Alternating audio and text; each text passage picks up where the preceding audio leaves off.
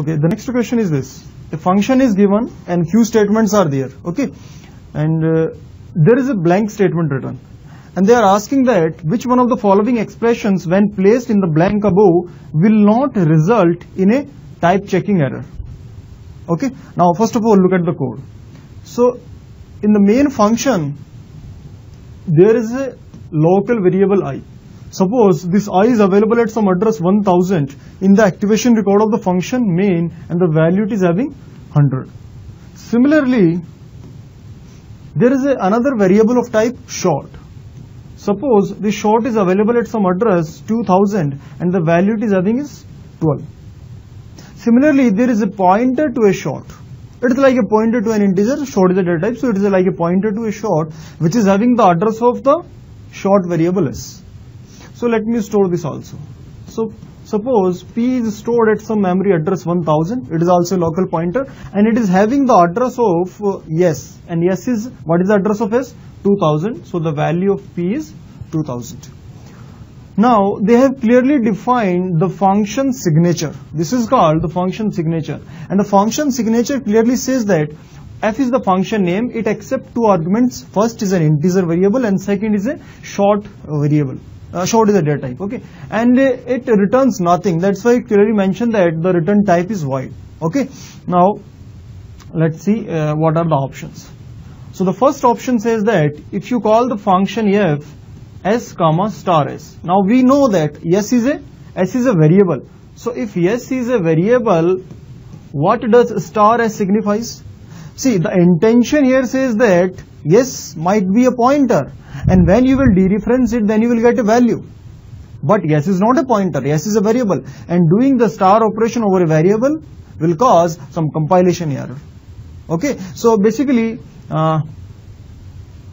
this is a wrong statement. Okay, so if you will replace this statement in the place of function call, then you will get an error because the type will mismatch. Okay, the type that you have declared in the function signature and that you are using while calling the function are not same. So this is wrong.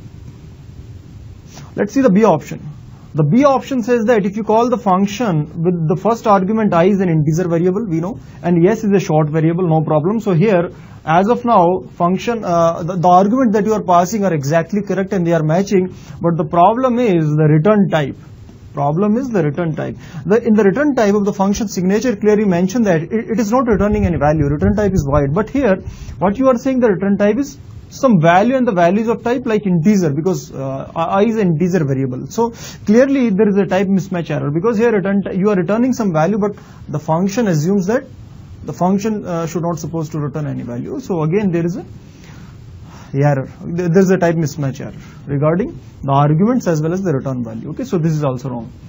Okay, C statement says that the first argument that you are calling is integer variable and second argument is a pointer.